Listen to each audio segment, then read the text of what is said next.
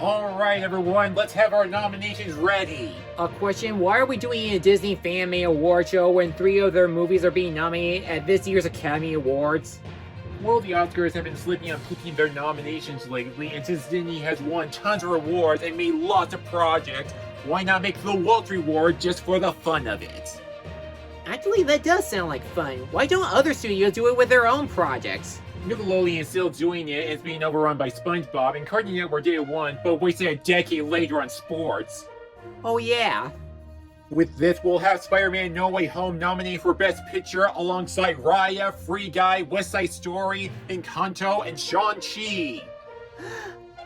Best performers such as Tom Holland, Kelly Marie Tran, Stephanie Beatrice, and Ryan Reynolds. Can't say no to Deadpool.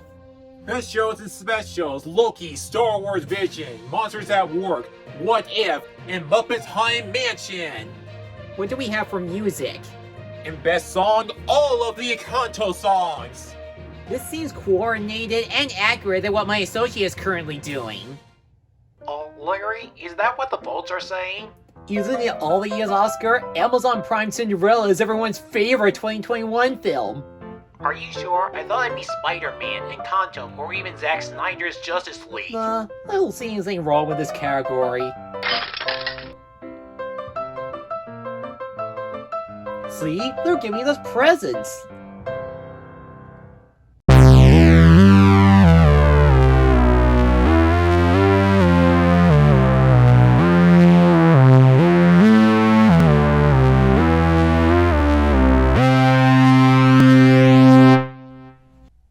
Greetings, Pippas and Felixes. This is Mad Hair Patrick. You know what's funny? For a movie about magic, receiving a gift, and opening a door beyond your wildest dreams, Disney seems to be doing that by giving us some movie gifts and taking us to new worlds. Encanto is the 68th movie made by Walt Disney Animation Studios and would feature musical numbers made by Hamilton and Moana songwriter Lin-Manuel Miranda. In fact, many have argued that 2021 was the year for Lin-Manuel, with In the Heights, Sony's Vivo, and his directorial debut, Tick Tick Boom, all of which have received positive reviews. With Encanto, it ended up becoming a commercial success on Disney+. The soundtrack became a viral sensation with songs like Surface Pressure and We Don't Talk About Bruno, with the latter becoming #1 on Billboard 200 and the Hot 100, but there's more to this movie's gift than meets the eye. Welcome to another episode of the Wonder Reviews. Let's welcome the family Madrigals by talking about Encanto. It focuses on a family, the Madrigals, who live in a rural community called the Encanto. They live in a magical house and give each family member a gift such as super strength, shape-shifting, controlling the weather, and more. One of the members, Mirabelle, played by Stephanie Beatrice, is the only one that doesn't have a gift, but she knows that the magic is fading away, so Mirabelle must figure out why the magic is dying and how to save it.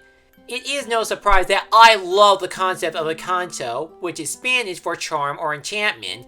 It features a lot of imaginative ideas about the family's power, the history about how it all started, and the heartful message about family. It shows the relationship between Mirabelle and any member of her family, and even addresses that even though they have these powers miraculously to help others, they are unable to solve their own problem all by themselves and they need the help from their own family. Having powers is cool, but it's a big responsibility to use it to help the family, the house, and the village. And as the movie progresses, it shows how much the family managed to keep the magic alive and what do they do to keep it stronger. In fact, the whole movie focuses on Mirabelle trying to help her family and the house generously. Whenever she talks to one member of the family, we do see layers of the Madrigals in general. The movie gives everyone the exact amount of screen time and they do play a pivotal role in the story. Let's talk about the Madrigals, starting with the main lead, Mirabelle. In the movie, she's the only member that didn't receive a gift or a magical door like the others. Even though she doesn't have any powers, she still wants to help her family. I do like how the plot doesn't give too much away on Mirabelle on whether or not she has a gift to begin with, showing even though she has no incredible powers, she is still a Madrigal. The other family members are all memorable with their unique abilities and likable personalities. Julieta is Mirabelle's mother that can heal people with her recipes, and she truly cares about her daughter along with her husband who often gets injured in a series of accidents. There is Pepa, who can control the weather based on her reactions or emotions, and she would get help from Felix to keep it under control. Dolores is one of Mirabelle's sisters that can hear just about everything and often spread the word. Camilo is the jokester that can shapeshift into anyone. Luisa is the older sister that has super strength, but because everyone depends on her so much, she's been overworking lately.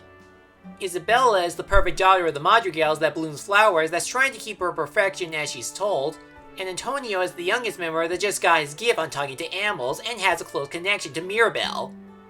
There is also Abuela, Mirabel's grandmother and the founder of Casita. She's the matriarch of the family and in charge of the villa to make sure that the magic candle she received continues to light up. My only problem with her role in the movie is her attitude towards Mirabel over not receiving the gift is too harsh. Yes, they do rekindle since they are family, and I understand why she's being so strict, but it felt like I was seeing two different characters of her between the opening and the plot of the film. And then there's Bruno, who has the power to see into the future and known to mysteriously disappear. His character is that he's superstitious because his future visions seem to bring more harm than good, and he can sometimes be a comic relief, which some of his jokes are funny. But he does care about Mirabel and his family, and does want to restore the magic. There's a Luca joke in there somewhere, but my head's telling me not to silencio anyone.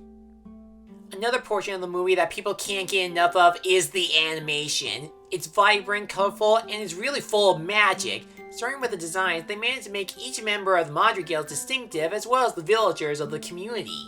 The character animation is realistic and dynamic, whether it be the characters running, the animals roam about, or when Camilo shapeshifts. The film has a great use of visual effects when something magical occurs, like Bruno's future vision, Isabella grows some flowers, the magic doors, the candle that created Casita, or when Peppa unleashed her weather powers. As for the backgrounds, the villas essentially capture the rural environment filled with mountains, houses, and churches, but the one saying that stands out the most is the Madrigal home Casita. Much like the magic carpet from Aladdin and the ocean from Moana, the animators gave the house a personality and all kinds of expressions by using furniture or whatever they can find in the house, and you can feel that the house is feeling happy, obedient, busy, scared, or confused. What's even cooler are the rooms the Madrigals are given based on their gifts. Isabella's is surrounded by colorful flowers, vines, and topiaries. Bruno's own room is a Tomb Raider-like ruin filled with sand, and Antonio's is a gigantic tree with a jungle environment. The animation still continues with its visuals during the intense scenes and during some of the musical numbers, and the choreography is outstanding. Yes, Disney is known for creating the best musical numbers, whether it be animated or live action. And for bringing back Lin-Manuel Miranda to do another musical for the company, these songs are absolutely astounding. The first song is Welcome to the Family Madrigal, which is a brief introduction to the entire family. Waiting on a Miracle is Mirabel's big solo about she wants to feel included into her family. Surface Pressure is Luisa's song about she's the strongest woman in the world, and she fears that one slip up or if she's unable to keep her power intact, everything will fall.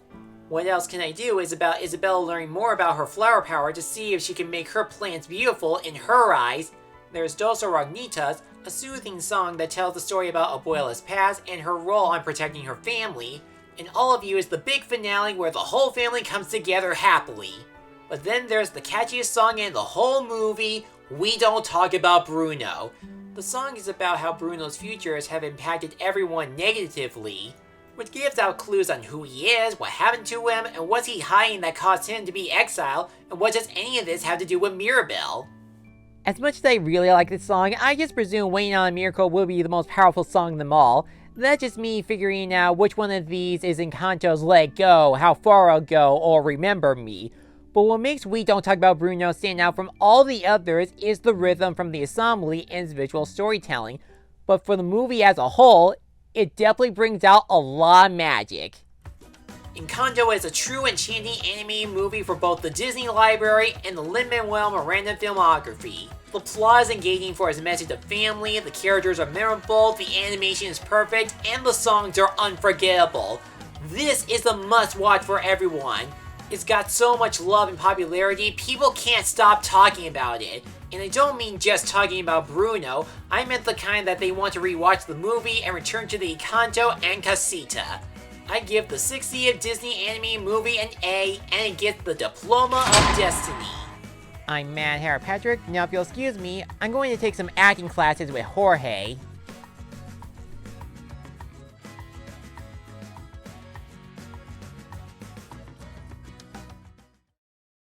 Thanks for watching this video. If you enjoyed this, feel free to like, comment, and subscribe me for a new review and other project every week. I'll see you soon.